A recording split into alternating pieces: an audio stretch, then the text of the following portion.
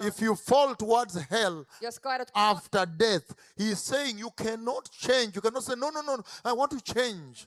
jos kaadut sinne helvettiin kohden ylöstempauksen jälkeen, kuoleman jälkeen, niin et voi enää muuttaa sitä.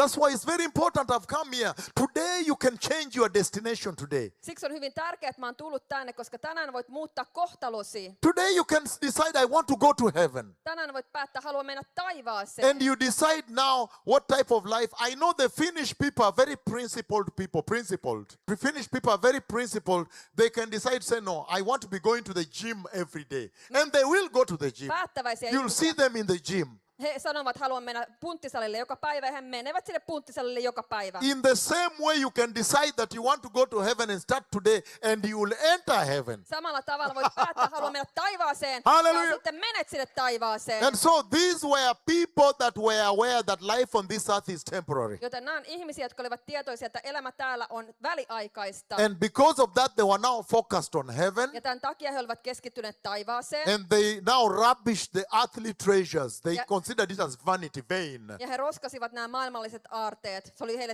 And turhaa. they focused on heavenly treasures. Ja he keskittyivät taivaalliseen aarteisiin. And they realized that their lives here are like a vapor. Anytime you can lose it. You might even lose it on the road. Sometimes when you're going home running on accident,